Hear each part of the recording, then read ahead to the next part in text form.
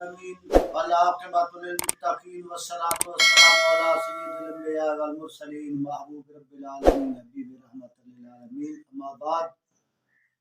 سامعین و ناظرین کرام، آج اللہ رب العزت کی توفیق سے چوتھی مفاد عامہ کی خبر سے آپ حضرات کو ریونیو ڈپارٹمنٹ دلے والا کی ڈپارٹمنٹل ایکٹیویٹیز کے متعلق خبر سے باخبر کرتا ہوں۔ میرے پاس مفصل رپورٹ 54 صفحات پر مشتمل موجود ہے، جس میں اٹامک انرجی کمیشن و چشمہ براج کا شیڈول، کالونی ایکٹ اور اس کے علاوہ موجودہ پٹواری چاک نمبر 1 تا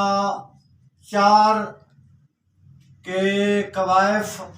اور خود ساختہ رپورٹ کی کارروائیاں اس رپورٹ میں شامل ہیں۔ کئی جیلی پرچیوں پر مستقل سکیم کے ذریعے استحقاق دیے گئے، کئی احاطہ جات فیز 1 اور فیز 2 ظاہر کر کے، جبکہ فیز 2 یہاں اپلائی نہیں ہو سکتا تھا۔ فیز 1 کے بعد یہ احاطہ جات کی الاٹمنٹ کا سلسلہ ختم کر دیا گیا تھا، لیکن عملہ مال نے ایک فیز 2 کے نام پر ڈبل احاطہ جات، مثلاً لاٹ نمبر اگر کسی کی 4 چک میں ہے تو اس کو احاطہ 4 چک میں بھی دے دیا اور 3 چک میں بھی 2 کنال رقبہ احاطہ الاٹ کر دیا گیا۔ اور چک نمبر 1 رخ دلے والا 7 مرلہ سکیم، اس میں بڑے پیمانے پر کرپشن کی مین سرغنہ جناب فضل الہی اور تحصیل کونسل میں ایک وہاں کلرک بیٹھا ہوا ہے اور ایک پبلک پرسن جو 7 مرلہ سکیم میں متحرک نظر آتا ہے، وہ ان 3 افراد نے بوگس سسٹموں کے ذریعے پلاٹ فروخت کیے، اصل مالکان کو خبر تک بھی نہ ہونے دی۔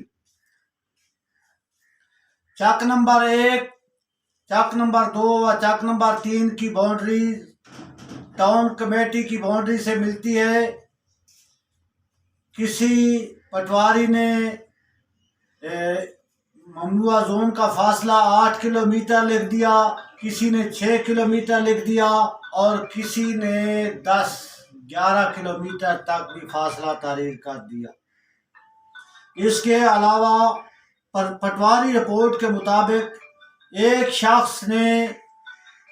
چک نمبر 1 میں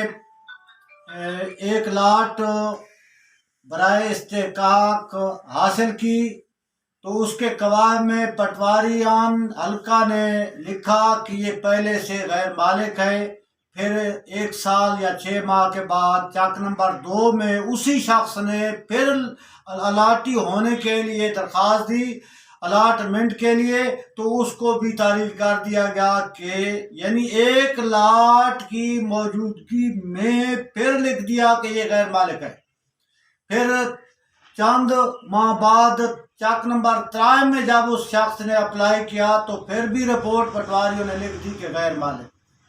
یعنی وہ 3 چکوک میں بار بار احاطہ جات الاٹمنٹ کرواتا رہا، استحقاق حاصل کرتا رہا اور اس سے پٹواری حلقہ بار بار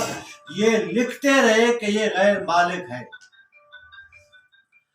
اس کے علاوہ پٹواری رپورٹ کے مطابق فاصلہ بھی غلط لکھا گیا۔ ظلم اور زیادتی کے خلاف اگر کسی نے آواز بلند کی تو اس کی آواز کو دبانے کے لیے سیاسی اثر رسوخ بھی استعمال کیا گیا۔ ایک ہی لاٹ پٹواری ریکارڈ کے مختلف انداز، ایک کو لکھ دیا کہ یہ مستقل سکیم کے لیے مختص ہے۔ پھر جب دوسرا بندہ اسی چک کا رہائشی الاٹمنٹ کے لیے استحقاق کے لیے اسے درخواست دی تو ان سے بڑی مقدار میں رقم لے کر یہ لکھ دیا گیا کہ یہ رقبہ بقایا سرکار ہے، کسی مستقل سکیم کے لیے مختص یا وقف یا ریزرو نہ ہے۔ یعنی رقبہ ایک ہے اور کئی لوگوں کو اس ایک رقبے کے متعلق مختلف رپورٹس کی جاتی ہیں۔ کسی کو کی جاتی ہے یہ مستقل سکیم کے لیے، کسی کو کی جاتی ہے یہ گورنمنٹ کے لیے ریزرو ہے، یہ اٹامک کے لیے ریزرو ہے، یہ چشمہ کے لیے ریزرو ہے، اور کسی کو یہ لکھ دیا جاتا ہے کہ یہ رقبہ بقایا سرکار ہے، کسی مستقل سکیم کے لیے مختص نہ ہے۔ اور الاٹی مالک اراضی بھی نہ ہے، چاہے اس کے پاس پہلے سے چند لاٹیں، چند سو کنال موجود ہو یا نہ ہو۔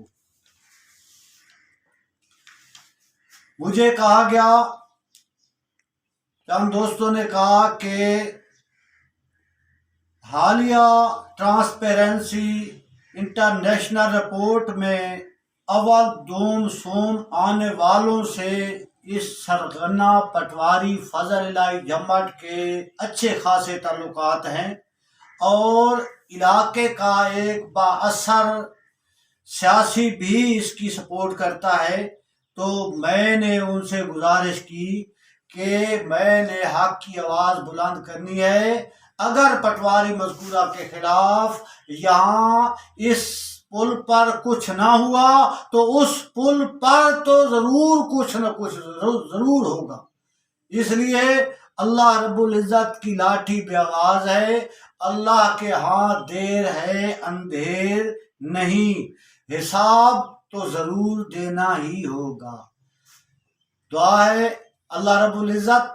ہماری یہ کاوشیں اور ہمارے ساتھ جو اہل علاقہ اس نیک کام میں شریک ہیں، جو ہماری سپورٹ کر رہے ہیں، یا جو متاثرین چشمہ اور اٹامک انرجی کمیشن ہے، اللہ ان کی سب کی کاوشیں اپنی بارگاہ میں منظور و مقبول فرمائے اور نیک نعم البدل عطا فرمائے۔ وما توفیقی الا باللہ العلی العظیم۔